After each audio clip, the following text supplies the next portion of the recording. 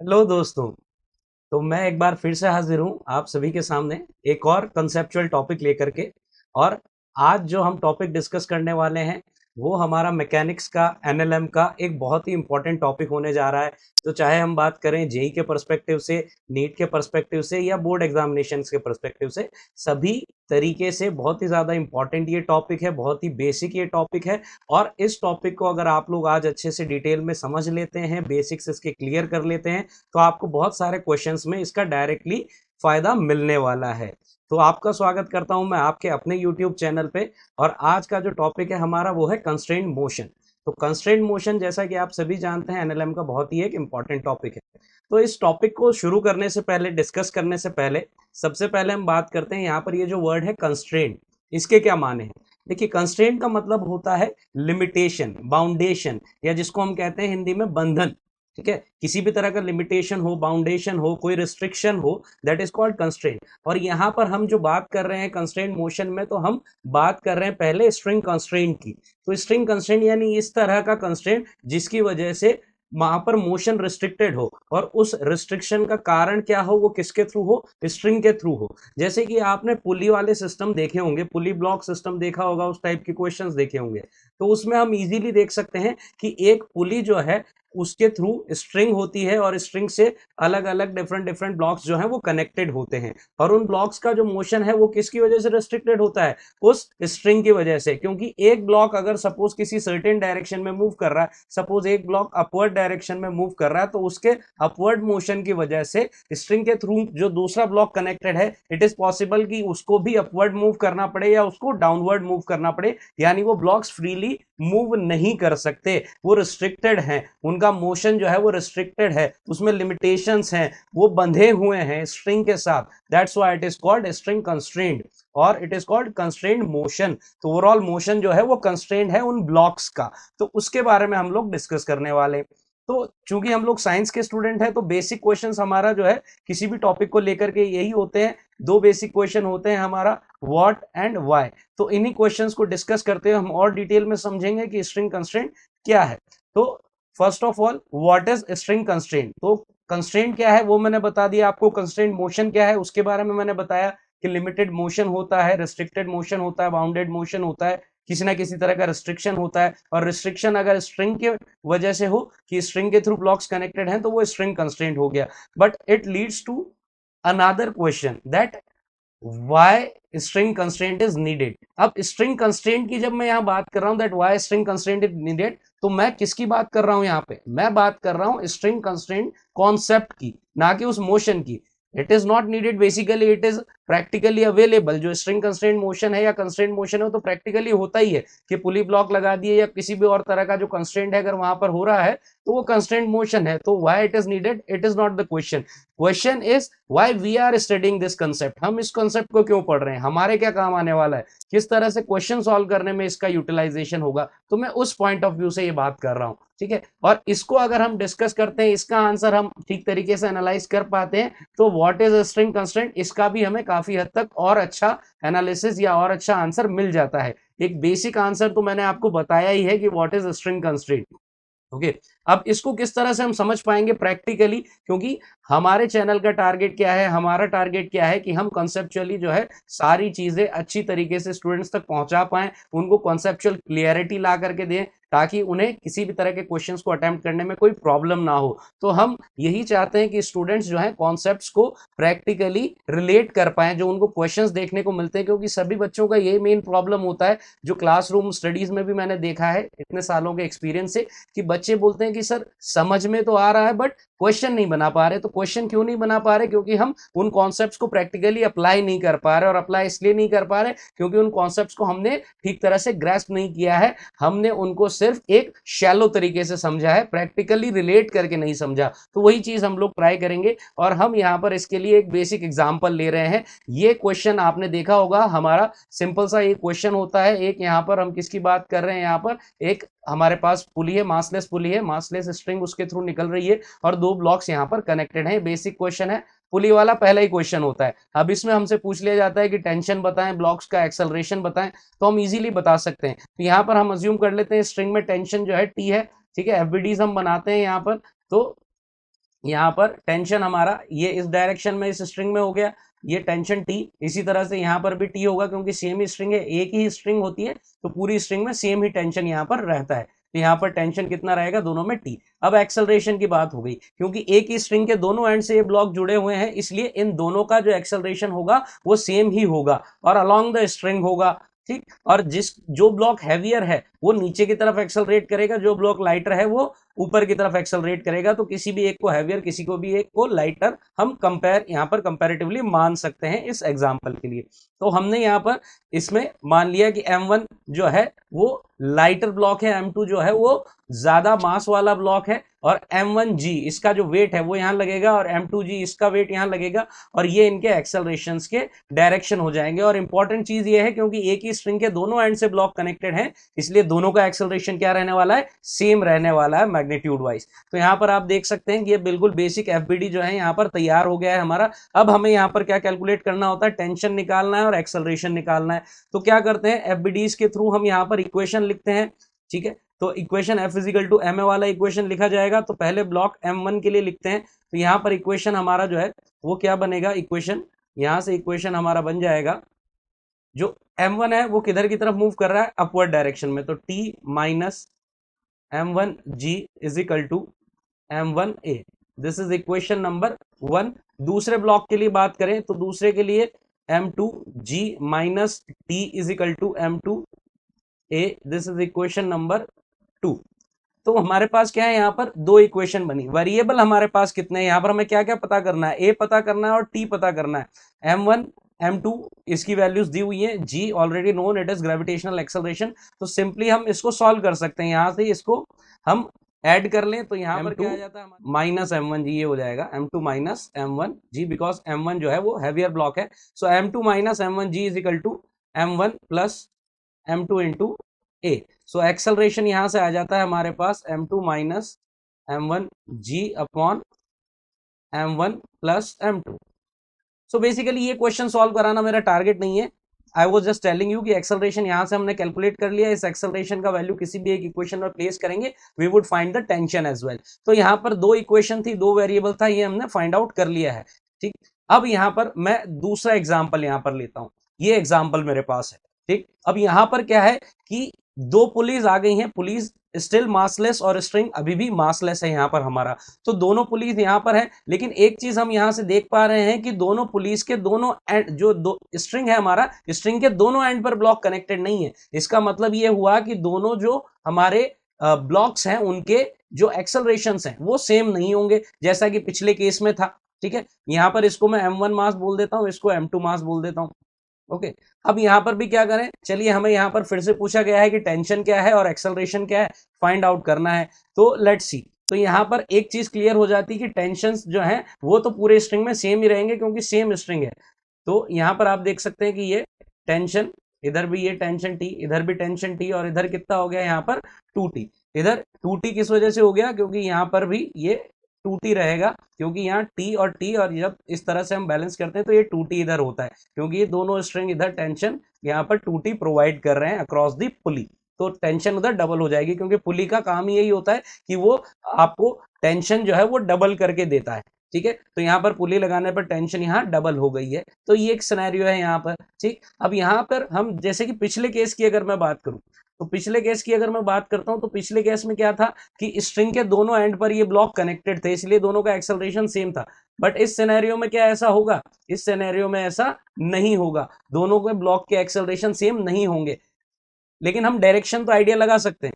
Direction क्या होगी, ये ब्लॉक जो है इस पर लग रहा है M1G, इस पर लग रहा है M2G, दोनों के वेट हमने लगा दिए, एफबीडी एक तरह से तैयार हो रहा है यहाँ पर। और यहाँ पर एक्सेलरेशन इसका अपवर्ड डायरेक्शन में होगा क्योंकि ये लाइटर ब्लॉक है, और इसका डाउनवर्ड डायरेक्शन में होगा, लेकिन दोनों का सेम नहीं होगा। इसका A1 मान लिए और इसका A2 मान लिए। अब हमें यहाँ पर ये फाइंड आउट करने हैं एक्सेलरेशन और टेंशन भी। तो अब क्या करेंगे, अब यहाँ पर फिर से एफबीडी के लिए इक्वेशन लिखते हैं। तो पहले ये जो M1 वाला ब्लॉक है इसके लिए मैं अगर इक्वेशन लिखता हूं तो क्या इक्वेशन में लिख पाऊंगा, ये अपवर्ड डायरेक्शन में मूव कर रहा है, तो 2T minus M1G, 2T here, 2T minus M1G is equal to M1A1।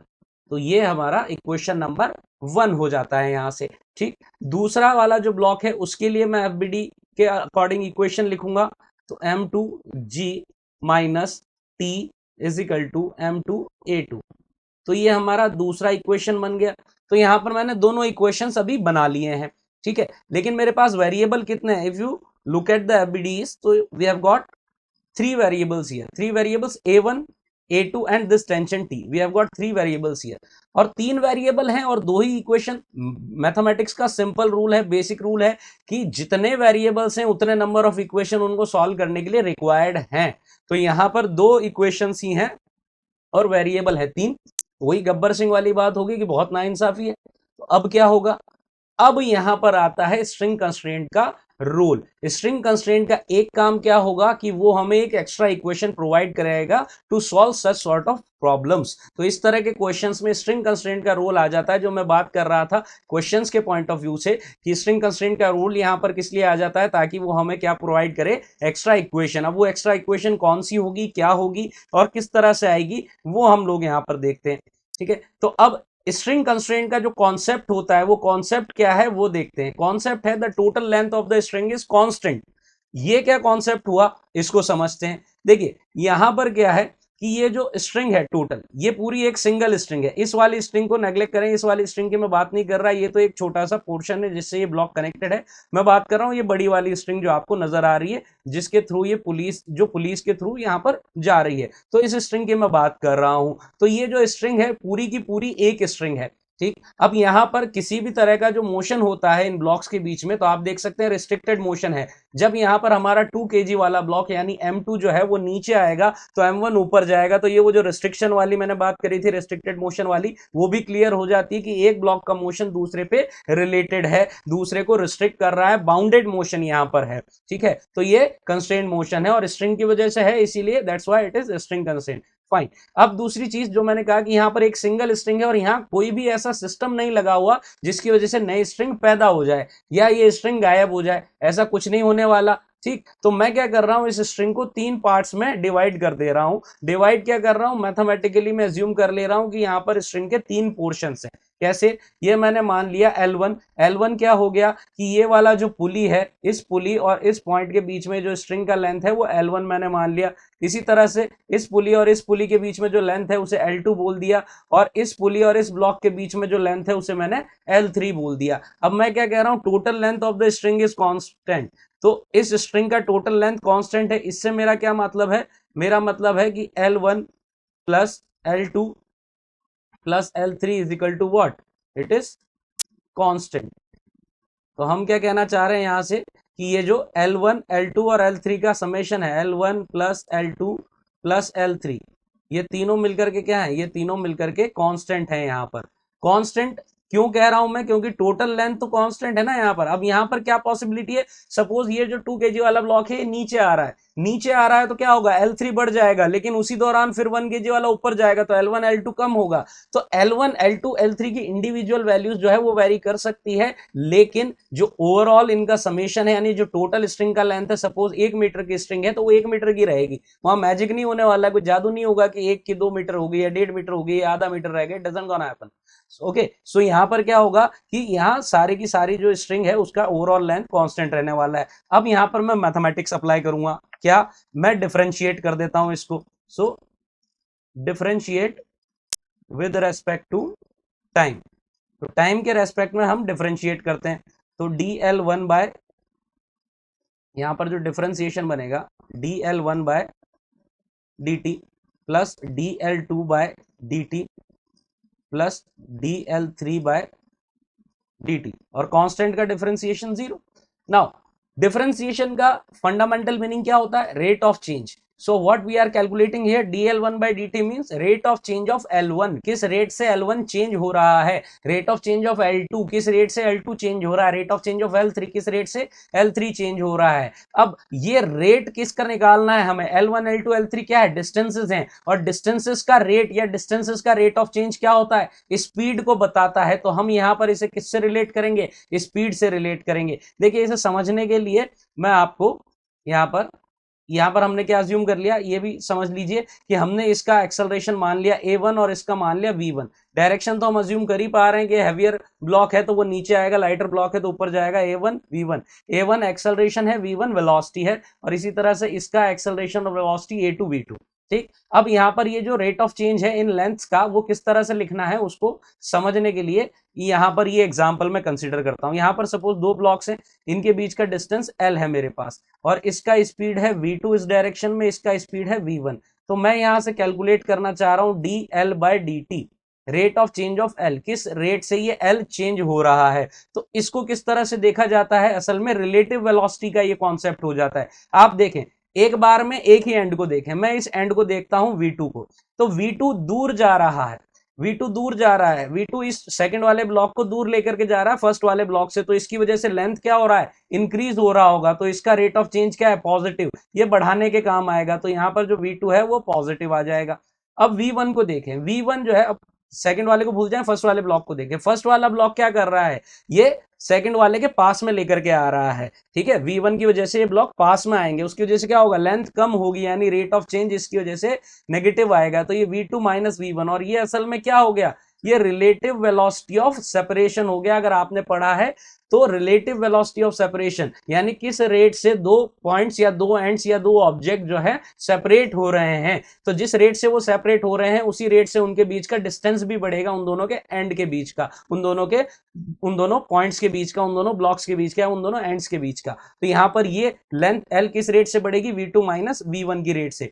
इसी तरह से यहां पर समझ लीजिए कि इसका वेलोसिटी v1 है, इसका v2 है, और यहां पर लेंथ l है, तो अगेन मुझे rate of change of l लिखना है। तो देखें v1 क्या कर रहा है, दूर ले जा रहा है, प्लस में ले लेना है। ये आपको इसका मैं तरीका बता रहा हूं, ट्रिक बता रहा हूं, अगर विजुअलाइज नहीं कर पा रहे तो जो बढ़ा रहा है उसको प्लस में ले लें, जो घटा रहा है उसको माइनस में ले लें। तो v1 दूर ले जाएगा, लेंथ को बढ़ाएगा, प्लस v1 आ जाएगा। v2 क्या करेगा, v2 जो है v1 फर्स्ट वाले ब्लॉक के पास लेकर के जा रहा है तो घटाएगा, तो ये क्या आ जाएगा आपका, नेगेटिव में आ जाएगा। और ये क्या है, ये इनका रिलेटिव वेलोसिटी ऑफ सेपरेशन है, किस रेट से ये दूर जा रहे हैं, सेपरेट हो रहे हैं। तो यहां पर ये v1 हो गया l, ये v2। यहां पर अगर मैं रेट ऑफ चेंज लिखूंगा, rate of change of l okay with respect to time, so यहां पर क्या आएगा, यहां पर v1 भी दूर लेके जा रहा है, v2 भी दूर लेके जा रहा है, तो यहां पर रिलेटिव वेलोसिटी ऑफ सेपरेशन में दोनों ऐड हो जाएंगे। तो ये कॉन्सेप्ट हो गया, ठीक। अब यहां पर जब मैं दोनों एंड्स की बात कर रहा हूं तो वहां पर ब्लॉक्स तो नहीं है दोनों एंड पर, ठीक है, वहां तो पुलिस भी है या कहीं पर फिक्स्ड भी है, तो वहां पर कैसे कॉन्सेप्ट आपको यूज करना है, देखिए वहां पर तीन पॉसिबिलिटी है, ठीक है। अगर हम बात करें एंड ऑफ द स्ट्रिंग, तो आपको क्या करना है, वहां पर जब रिलेटिव वेलोसिटी ऑफ सेपरेशन देखेंगे तो जो स्ट्रिंग के एंड्स हैं उनकी वेलोसिटी हमें देखनी है। तो स्ट्रिंग के एंड पर क्या क्या पॉसिबिलिटी है, स्ट्रिंग का एक एंड हो सकता है या तो फिक्स हो इस तरीके से, अगर फिक्स है तो वेलोसिटी डायरेक्टली जीरो हो गया वहां पर, ठीक है, उसका कोई वेलोसिटी है ही नहीं इस एंड का क्योंकि ये फिक्स है। दूसरा हो सकता है कि या वो ब्लॉक से कनेक्टेड हो स्ट्रिंग इस तरह से, ठीक है, वो एंड जो है वो ब्लॉक से कनेक्टेड हो, तो यहां पर आपको क्या लेना है, वेलोसिटी, यहां पर वेलोसिटी ऑफ ब्लॉक, ठीक है, उस एंड का जो वेलोसिटी है वो कौन सा वेलोसिटी होगा, जो ब्लॉक का वेलोसिटी है, सेम वेलोसिटी लेना है। या फिर ऐसा हो सकता है कि वो स्ट्रिंग पुली से कनेक्टेड है या पुली के थ्रू जा रही है, इधर it is directly connected to pulley और it is passing through the pulley, passing over the pulley. तो अगर पुली के ऊपर से भी पास हो रही है या पुली से डायरेक्टली कनेक्टेड है, दोनों ही केसेस में आपको क्या करना है कि जो पुली का वेलोसिटी है वही वेलोसिटी लेना है। तो वेलोसिटी किसका लेना है, वेलोसिटी ऑफ पुली, तो जो पुली का वेलोसिटी है उसे ही हमें उस एंड का, जो स्ट्रिंग है उसके एंड का वेलोसिटी कंसीडर करना है। तो ये तीनों केसेस हो गए। अब चलिए इसको अप्लाई करते हैं जो यहां पर मैंने डिस्कशन किया था आपसे। अब यहां पर हम बात कर रहे हैं dl1/dt की, तो यहां पर देख सकते हैं आप एक चीज कि यहां पर ये ऑब्जेक्ट मूव कर रहा है v1 वेलोसिटी से, और ये किससे कनेक्टेड है, इस पुली से, तो ये पुली भी किससे मूव कर रही है, v1 वेलोसिटी से, ठीक है। यहां पर देखें ये एंड फिक्स है तो इधर वेलोसिटी जीरो होगा, ये एंड भी फिक्स है इधर वेलोसिटी जीरो होगा, ठीक है। तो ये सारी चीज हो गई। ये वाली पुली फिक्स है, ठीक है, ये वाली पुली मूव कर रही थी, ये वाली पुली फिक्स है, तो यहां पर तो पुली का वेलोसिटी क्या है, जीरो है, ठीक। अब देखते हैं आगे। अब यहाँ पर हमें dl1/dt लिखना है, किस रेट से L1 चेंज हो रहा है। तो L1 का अपर वाला एंड फिक्स है 0, उसका कोई कंट्रीब्यूशन नहीं है, वो ना तो इंक्रीज कर रहा है ना डिक्रीज कर रहा है। नीचे वाला एंड जो है, ये एंड स्ट्रिंग का ये वाला, ये पुली के थ्रू जा रहा है, तो पुली का वेलोसिटी लेंगे तो ये v1 से पास आ रहा है, यानी कि ये क्या कर रहा है, उस लेंथ को कम कर रहा है। तो यहाँ क्या आ जाएगा, dl1/dt के लिए -v1 आ जाएगा, प्लस अब dl2/dt, यानी कि L2 किस रेट से चेंज हो रहा है। तो ये वाला पुली फिक्स है, इस एंड का कोई वेलोसिटी नहीं आएगा, इसका कोई कंट्रीब्यूशन नहीं लेंथ को चेंज करने में। लेकिन ये वाला एंड इस पुली के साथ है, इस पुली से पास हो रहा है, तो इस पुली का वेलोसिटी v1, यानी कि ये ऊपर जा रहा है, यानी कि उसके पास जा रहा है, दूसरे एंड के पास लेकर के जा रहा है। किस वेलोसिटी से लेकर के जा रहा है, v1 से। तो इसके लिए भी क्या आ जाएगा, -v1। अब L3 की बात करें तो L3 में ये वाला एंड इस पुली के थ्रू जा रहा है, पुली फिक्स है, ये 0 हो गया, और ये दूसरा वाला एंड जो है ब्लॉक से कनेक्टेड है, ब्लॉक नीचे जा रहा है v2 से। तो किस रेट से ये इंक्रीज कर रहा है, v2 से, इसलिए +v2 आएगा। तो ये = 0, तो यहां से v2 = क्या आ गया, 2v1 आ गया। तो ये हमारे पास रिलेशन आ गया, रिलेशन बिटवीन द वेलोसिटी। हमने स्टार्ट क्वेश्चन किस टारगेट से किया था कि हमें एक तीसरा इक्वेशन मिलेगा जहां से हम सॉल्व कर पाएंगे क्या, टेंशन या एक्सेलरेशन पर। ये तो रिलेशन वेलोसिटीज के बीच में मिला है, कोई प्रॉब्लम नहीं है, वेलोसिटीज के बीच में रिलेशन मिला है। तो क्या हुआ, रिलेशन हमें यहां से क्या मिला है, v2 = 2v1, ये रिलेशन हमें मिला है v2 = 2v1। अब मैं क्या करूंगा, फिर से डिफरेंशिएट करता हूं, differentiate with respect to time again. तो टाइम के रेस्पेक्ट में फिर से डिफरेंशिएट करूंगा, तो यहां पर मुझे क्या मिलेगा, dv2/dt = 2dv1/dt। Now rate of change of velocity is what, acceleration. तो यहां से चमकता है, यहां से आ गया एक्सेलरेशन। सो एक्सेलरेशन का भी रिलेशन आ गया। तो यही मेरा कौन सा हो गया, वो तीसरा इक्वेशन हो गया जो मुझे यहां पर टेंशन और एक्सेलरेशन की वैल्यू सॉल्व करने में मदद करेगा। दो इक्वेशन तो मैंने इन दोनों के एफबीडीज बनाए थे, उससे आ गई थी in the terms of T and a1 a2, और तीसरा इक्वेशन a1 a2 के टर्म में ये आ गया, रिलेशन आ गया a1 a2 का। तो यहां से प्रॉब्लम सॉल्व हो गया। तो यानी कि स्ट्रिंग कंस्ट्रेंट क्या है, रिस्ट्रिक्टेड मोशन है, स्ट्रिंग की वजह से मोशन रिस्ट्रिक्टेड है, दैट्स व्हाई स्ट्रिंग कंस्ट्रेंट। दूसरा, इसका प्रैक्टिकल यूज क्या है, क्यों इसका यूज किया जा रहा है, क्यों हम पढ़ रहे हैं कॉन्सेप्ट को, ताकि हमें वो जो तीसरा इक्वेशन है, जब भी हमको एफबीडी बनाने के बाद में जब इक्वेशन बनाए तो वेरिएबल ज्यादा हो, इक्वेशन कम हो, तो एक इक्वेशन नहीं बना सकते हैं हम। कौन सी इक्वेशन बनेगी, वो एक्सेलरेशन के रिलेशन वाली, और एक्सेलरेशन का रिलेशन कहां से आएगा, स्ट्रिंग कांस्टेंट के कॉन्सेप्ट से, ठीक है। या फिर हम इसको ऐसे भी कह सकते हैं कि अगर हमें क्वेश्चन में डायरेक्ट एक्सेलरेशन का रिलेशन पूछा हुआ तो सीधा स्ट्रिंग कंस्ट्रेंट लगा दें, एफबीडी बनाने की जरूरत ही नहीं है। या फिर हमें सीधा वेलोसिटीज का रिलेशन पूछा है तो वेलोसिटीज का रिलेशन भी हम पता कर सकते हैं। अब एक चीज नोट करने वाली है यहाँ पर, यहाँ वेलोसिटीज का रिलेशन क्या था, v2 = 2v1, और एक्सेलरेशन का रिलेशन क्या है, a2 = 2a1, यानी कि जो फर्स्ट वाला ब्लॉक है उसका वेलोसिटी जो है वो सेकंड वाले ब्लॉक के वेलोसिटी का क्या है, हाफ है। इसी तरह से फर्स्ट वाले ब्लॉक का एक्सेलरेशन जो है वो सेकंड वाले ब्लॉक के एक्सेलरेशन का हाफ है, यानी कि दोनों का रिलेशन सेम आता है। तो ये भी एक नोट करने वाली चीज है यहाँ से, ठीक है। और ये चीज मैंने आपको डिस्क्राइब कर ही दी, ये चीज हम देख ही चुके हैं कि किस तरह से, क्योंकि सबसे ज्यादा कंफ्यूजन इसमें होता है, इसको हल्के में नहीं लेना है। इसको आप खुद से जब प्रैक्टिकली क्वेश्चन अप्लाई करेंगे तो ये वाली चीज जो मैंने बताई है इसे नोट करना और इसके बारे में सोचना कि मैं क्या बात कर रहा था, कि दोनों एंड्स का वेलोसिटी किस तरह से देखना। ये चीज और ये चीज दिखने में बड़ी हल्की लग रही है लेकिन बहुत इंपॉर्टेंट चीज है ये, क्योंकि सबसे ज्यादा मिस्टेक इसी में होती है। कॉन्सेप्ट तो आप समझ जाते हैं लेकिन जब तक आप 15-20 क्वेश्चन इस तरह के नहीं उड़ा देते तब तक आपको कॉन्फिडेंस नहीं आएगा कि आप ये रिलेटिव वेलोसिटी या रेट ऑफ चेंज जो है वो लिख पा रहे हैं ठीक से या नहीं।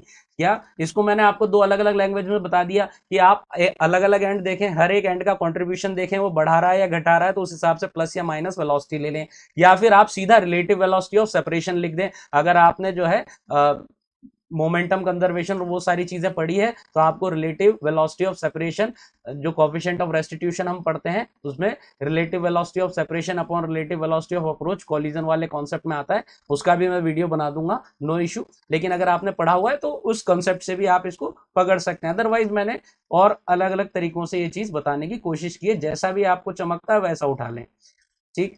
अब यहाँ पर ये चीजें हम डिस्कस कर चुके हैं सारी, ठीक है। हमको पता लग गया कि रिलेशन होता है, तो यहां से दो नोटिस करने वाली चीजें हमको निकल करके आई। क्या, स्ट्रिंग कंस्ट्रेंट किस लिए यूज किया जाता है, to find the relation between velocities and acceleration. तो अगर एक्सेलरेशंस के बीच में रिलेशन निकालना है या वेलोसिटीज के बीच में स्ट्रिंग कंस्ट्रेंट लगा दो, अगर स्ट्रिंग पुली सिस्टम है दूसरा चीज क्या है कि रिलेशन जो आ रहा है एक्सेलरेशंस के बीच में वो बिल्कुल वही है जो वेलोसिटीज के बीच में आया था। जैसे कि हमने देखा था कि v2 is equal to 2v1 and a2 is equal to 2a1, same to same relation आया, ठीक। लेकिन लेकिन बहुत इंपॉर्टेंट चीज बताने जा रहा हूं, ये जो हमने रिलेशन निकाला है या ये जो रिजल्ट निकाला है, it is not always applicable.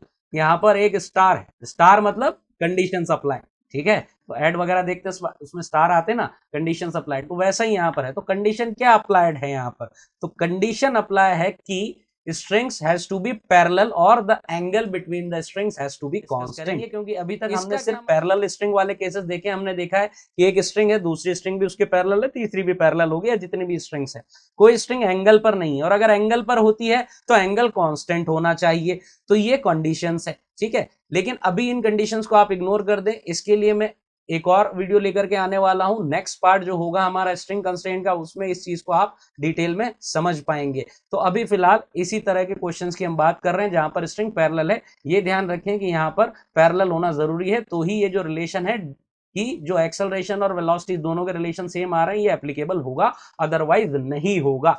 Okay, तो अब यहाँ पर मैं आपको बताने वाला हूँ एक शॉर्ट ट्रिक। अच्छा, शॉर्ट ट्रिक बताने से पहले आपको कुछ चीज बताऊं कि शॉर्ट ट्रिक ये बहुत चलता है मार्केट में, या जब भी मैं इतने टाइम से पढ़ा रहा हूँ स्टूडेंट्स को क्लासरूम में, बच्चे हमेशा शॉर्ट ट्रिक के पीछे भागते हैं। तो शॉर्ट ट्रिक के पीछे कभी नहीं भागना है आपको, दो मैं खुद शॉर्ट ट्रिक एक बता रहा हूँ आपको। लेकिन शॉर्ट ट्रिक क्या होता है असल में, पहले इसको आप समझें। शॉर्ट ट्रिक असल में होता है रिजल्ट ऑफ द ऑब्जर्वेशन, यानी कि किसी भी चीज का रिजल्ट होता है जिसे हम बिना प्रोसेस के डायरेक्टली याद रख लेते हैं, वही शॉर्ट ट्रिक है। समझ रहे बात? जैसे कि अभी मैं शॉर्ट ट्रिक बताऊंगा आपको कि किस तरह से आप क्वेश्चन को देख करके सिर्फ आप बता सकते हैं कि उनके एक्सेलरेशन के बीच में क्या रिलेशन है। जो अभी हमने क्वेश्चन सॉल्व किया dl1/dt करके, वो सब नहीं करना पड़ेगा। लेकिन जो बच्चे सिर्फ और सिर्फ शॉर्ट ट्रिक के पीछे भागते हैं, उनको बहुत ज्यादा नुकसान होता है। क्यों? क्योंकि शॉर्ट ट्रिक आने के लिए आपको पहले वो मेथड, वो कॉन्सेप्ट, वो फीलिंग आनी चाहिए। जब तक आपको उसकी पूरी डिटेल पता है तो आप शॉर्ट ट्रिक भी बना सकते हैं। शॉर्ट ट्रिक कुछ नहीं है, शॉर्ट ट्रिक सिर्फ ऑब्जर्वेशन है। 10 क्वेश्चन मैंने एक ही तरह के किए, मैंने देखा कि इस तरह की प्रॉब्लम होती है, ये प्रॉब्लम सेट है, तो इसी तरह का रिजल्ट बार बार मिल रहा है, तो वो शॉर्ट ट्रिक बन गई। मैंने उस प्रोसेस को इग्नोर किया और मैंने सीधा रिजल्ट ध्यान रख लिया। लेकिन कई बार क्या होता है, शॉर्ट ट्रिक्स के एक्सेप्शन आ जाते हैं, और वो एक्सेप्शन आप कब आइडेंटिफाई कर सकते हैं, जब आपको पूरा प्रोसेस पता हो। Then you would come to know कि जो प्रॉब्लम सेट था उसमें कुछ चेंजेस हो गए हैं, तो मुझे सॉल्यूशन में भी ये चेंजेस करने पड़ेंगे, इसलिए वो जो रिजल्ट था वो सेम नहीं आएगा, तो वो ट्रिक अब काम नहीं करेगी। जैसा अभी थोड़ी देर पहले हमने देखा कि वेलोसिटीज और एक्सेलरेशन के रिलेशन सेम है, लेकिन अगर हमने डिराइव किया है तो हमें पता होगा कि जब स्ट्रिंग जो है उनमें एंगल होता है तो वो रिलेशन सेम नहीं आता है, ठीक है। तो अगर डिराइव नहीं किया, सीधा ट्रिक याद कर लिया, तो कभी ना कभी आप फंसने वाले हो, ठीक है। तो ऐसा कभी नहीं करना है, आपको कॉन्सेप्ट स्ट्रॉन्ग करने हैं, और उसके बाद ट्रिक्स जो हैं आप खुद अपनी कितनी भी ट्रिक्स बना सकते हैं। जैसा मैंने कहा, ट्रिक कुछ नहीं होते, रिजल्ट होते हैं, ठीक है। तो इसीलिए बहुत सारे टीचर्स जो हैं 50 तरह की ट्रिक बताते हैं, वो 50 ट्रिक नहीं है, वो 50 रिजल्ट्स हैं। तो हर रिजल्ट थोड़ी ना याद करने बैठेंगे, कुछ ऐसे ही आपको रिजल्ट याद करने हैं जो बहुत ज्यादा जनरलाइज हो, जो काफी जगह यूजफुल हो, और जिनके लिए ज्यादा एक्सेप्शन ना हो, ताकि उनको याद नहीं रखना पड़े। और ट्रिक्स याद रखनी भी नहीं होती है, आप 10 क्वेश्चन करेंगे एक ही तरह के, तो अपने आप ट्रिक निकल के आ जाएगी और वो याद हो जाएगी। तो यहां जो मैं ट्रिक बता रहा हूं आपको, ये मैंने ऑब्जर्व की हुई है, तो ये आपको भी ऑब्जर्व हो या ना हो, लेकिन मैं ऑलरेडी बता दे रहा हूं क्या ट्रिक है यहां पर। देखिए, हमारे पास अभी जो हमने एग्जांपल लिया था उसमें दो ब्लॉक्स थे, M1 M2, ठीक है। तो यहां पर हम बात कर रहे हैं टेंशन की, tension on block, tension on block. तो एक ब्लॉक में टेंशन है T1 और दूसरे ब्लॉक पे टेंशन है T2, ठीक है। एक पर है T1 और एक पर है T2। तो सपोज T1 है T0 और T2 है 2T0, ये मैंने मान लिया, ठीक है। ये टेंशन है। तो अब जब इनके एक्सेलरेशन के रिलेशन निकालने हैं, इनके एक्सेलरेशन ये हो गए, एक्सेलरेशन ऑफ ब्लॉक्स। तो जब इनके एक्सेलरेशन के रिलेशन निकालने, तो क्या करेंगे हम, ये एक्सचेंज कर दें क्रॉस में। एक्सचेंज करने का मतलब क्या हुआ, आप देखें कि इसका टेंशन T0 था, इसका 2T0 था, यानी कि इसका जो T2 जो है टेंशन, वो पहले वाले का डबल है। तो अब एक्सेलरेशन क्या होगा, इसमें एक्सचेंज हो जाएगा, यानी वो पहले वाले का हाफ हो जाएगा, यानी कि डबल इसका हो जाएगा। इसका अगर 2A0 है तो इसका क्या होगा, A0 है। चमका कि नहीं चमका, चमकता है कि नहीं चमकता है? यहां से ये डबल था, अभी यहां पर ये डबल हो गया। पहले यहां ये टेंशन डबल था, अभी एक्सेलरेशन इसका डबल हो गया, एक्सचेंज हो गया, ठीक है। ये कैसे एप्लीकेबल हुआ, इसको मैं आपको चल करके वापस बता देता हूं, ठीक है। ये वाला जो एग्जाम्पल था हमारा, ये वाला एग्जाम्पल उठा लेते हैं, ठीक है, ये वाला एग्जाम्पल देखें आप। अच्छा, अब इसमें देखें, इस वाले ब्लॉक पर टेंशन कितनी है, टी, और इस वाले पर कितनी है, 2t, ठीक है, इस पर टी हो गई, इस पर 2t हो गई, और इनके एक्सेलरेशंस कितने थे, इसका a1 था, इसका a2 था, ठीक है। इसमें टेंशन देखिए, टेंशन फर्स्ट वाले ब्लॉक में टेंशन डबल थी और सेकंड वाले ब्लॉक में टेंशन उसका हाफ थी, तो अब सेकंड वाले का एक्सेलरेशन फर्स्ट वाले का डबल हो जाएगा, यानी कि सीधा सीधा मैं क्या कहना चाह रहा हूं कि रिजल्ट आना चाहिए a2 is equal to 2a1। तो यही आया था कि नहीं आया था, आगे चल के देखें, ये कहां गया रिजल्ट, ये a2 is equal to 2a1, क्योंकि यहां पर टेंशन क्या था, यहाँ ये t, यहाँ t, और इधर कितना था 2t, और इस पे भी कितना था t, तो इस पे टेंशन t, इस पे 2t, इस वाले पे डबल टेंशन है तो इसका एक्सेलरेशन, और इस पर हाफ है टेंशन तो इसका एक्सेलरेशन डबल हो जाएगा, तो a2 is equal to 2a1, ये हो गया। वेलोसिटी का रिलेशन तो सेम होगा ही, वहां भी डबल हो जाएगा, तो ये ट्रिक हो गई, ठीक है। तो अब क्या करना है, ये जो मैंने ट्रिक बताई आपको, ये ट्रिक हम अप्लाई करके देख लेते हैं एक अच्छे से एग्जाम्पल में। तो ये हमने एग्जाम्पल उठा लिया, यहाँ पर फोर्स लग रहा है, अब हमें इनके एक्सेलरेशंस में रिलेशन फाइंड करना है ना, टेंशन वगैरह सब भी कर सकते हैं, बट मैं सीधे एक्सेलरेशन के रिलेशन की बात कर रहा हूँ, क्योंकि हम स्ट्रिंग कांस्टेंट के कॉन्सेप्ट पर फोकस कर रहे हैं, ठीक है। तो मान लिया इसका एक्सेलरेशन जो है इधर की तरफ है a2, स्मूथ सरफेस है, इसका इधर की तरफ हो गया a1। अब यहाँ पर टेंशन देखें, तो स्ट्रिंग में टेंशन इधर हो गया, यहाँ पर t, इधर भी हो गया t, इधर भी हो गया t, तो इधर कितना हो जाएगा यहाँ पर 2t, ठीक है, इधर भी t, ये सेम स्ट्रिंग है t, इधर भी कितना हो जाएगा 2t। अब यहाँ पर फिर से वही डिफरेंट डिफरेंट ब्लॉक्स की बात करें, तो यहाँ पर ब्लॉक की मैं बात कर ले रहा हूँ, ये m1 ब्लॉक, ये m2 ब्लॉक, ठीक है। तो m1 ब्लॉक पर टेंशन कितना है, m1 ब्लॉक पर टेंशन है 2t, m2 ब्लॉक पर टेंशन कितना है 2t और t, तो टोटल कितना है 3t, ठीक है। तो यहाँ पर 2t, यहाँ पर 3t। अब इनका जो एक्सेलरेशंस है उनमें क्या होगा, एक्सेलरेशंस एक्सचेंज हो जाएंगे। कैसे एक्सचेंज हो जाएंगे, अगर इसका एक्सेलरेशन जो है यहाँ पर 3a0 है तो इसका 2a0 हो जाएगा, तो यानी कि ये आपका रिलेशन आ गया, ये a1 और ये a2, ये a1 और a2 में रिलेशन आ गया आपका, यानी कि a1 a1 a1 upon a2, a1 upon a2 अगर चाहिए 3/2, ये रिलेशन आ गया यहाँ पर, ये एक्सेलरेशंस के बीच का रिलेशन आ गया, ठीक है। तो जैसे यहाँ पर टेंशन का रिलेशन था डायरेक्ट कि टेंशन और इधर की टेंशन और इधर की टेंशन में रेशियो क्या था, इधर की टेंशन में रेशियो और इधर की टेंशन में रेशियो था 2:3, तो अब इधर के टेंशन, इधर के एक्सेलरेशन और इधर के एक्सेलरेशन में जो रेशियो है वो क्या हो जाएगा 3:2, उसका उल्टा हो जाएगा, रेसिप्रोकल हो जाएगा, ठीक है। तो ये हमने क्या देख लिया यहाँ पर, स्ट्रिंग कंस्ट्रेंट देख लिया, और स्ट्रिंग कंस्ट्रेंट में मैंने जो है बेसिक बेसिक चीजें आपको बता दी हैं। जैसा मैंने कहा कि हमारा टारगेट ये है कि हम कॉन्सेप्चुअली आपको स्ट्रांग बनाएं, आप प्रैक्टिकली अप्लाई करना सीखें कॉन्सेप्ट को, किस तरह से आप प्रैक्टिकली रिलेट कर सकते हैं, और वो छोटी छोटी चीजें जहां पर सिली मिस्टेक्स होती हैं टीचर्स उनको इग्नोर कर देते हैं जनरली, क्योंकि बहुत सारे बच्चों की क्लास होती है और हर एक बच्चे के नज़रिए से हर चीज़ को बताना पॉसिबल नहीं हो पाता, लेकिन चूंकि मैं अपने एक्सपीरियंस से ये चीज़ अंडरस्टैंड कर सकता हूँ कि बच्चों को किन चीज़ में प्रॉब्लम आती है और कहाँ पर छोटी छोटी मिस्टेक्स बच्चे कर जाते हैं। जिन लोगों ने पहले से पढ़ा हुआ, जिनको काफ़ी प्रैक्टिस है, उन्हें लगेगा कि ये बहुत ज़्यादा यूजफुल चीज़ें नहीं है जो मैंने बताई है, लेकिन जो अभी स्टार्ट कर रहे हैं उन्हें काफ़ी यूजफुल लगने वाली है, या फिर जो स्टार्ट कर चुके हैं और काफ़ी टाइम से कर भी रहे हैं लेकिन काफ़ी मिस्टेक्स वो कर रहे हैं, तो उनके लिए भी ये बहुत यूजफुल होने वाला है, क्योंकि हमारा चैनल जो है सिर्फ टॉपर्स के लिए नहीं है, टॉपर्स के साथ साथ उन सभी बच्चों के लिए है जो एक सिंसियर एफर्ट देके अपने जो कॉम्पिटिटिव एग्जाम्स है लाइक जेई नीट वो सब क्रैक करना चाहते हैं। तो दोस्तों ये आपका अपना चैनल है, आज का लेक्चर यहीं तक रखते हैं। जो मैंने बात करी थी कि एंगल वाली जो स्ट्रिंग्स हैं उनके कॉन्सेप्ट्स वो हम नेक्स्ट वीडियो में डिस्कस करने वाले हैं, जल्दी ही नेक्स्ट वीडियो आपको मिल जाएगा। आप लोग हमारे चैनल को फॉलो करते रहें, शेयर करें, लाइक करें और चैनल को सब्सक्राइब जरूर से कर दें, बेल आइकन दबा दें ताकि आपको जो है नोटिफिकेशन मिलते रहें, जैसे ही अगला वीडियो आएगा आपको मिल जाएगा। और आई प्रॉमिस यू कि हम लोग रेगुलर रहने वाले हैं और इसी तरह से वीडियो आपके लिए लेकर के आते रहेंगे। और आपको अगर कोई भी सजेशंस देने हैं, आप चाहते हैं कि किस किस तरह के वीडियो हम बनाएं, किस तरह के क्वेश्चंस हम डिस्कस करें, किस तरह के यहाँ पर एनालिसिस होने चाहिए, और भी स्टडी के अलावा और भी कोई आपको सपोर्ट चाहिए, किसी भी तरह की चीज़ें हैं जो डिस्कस करना चाहते हैं आप, या हमसे चाहते हैं कि हम उन पर वीडियो बनाएं उन टॉपिक्स पर, तो आप हमें बता सकते हैं। You are more than welcome. और इसी के साथ आज का वीडियो यहीं खत्म करते हैं। नमस्ते।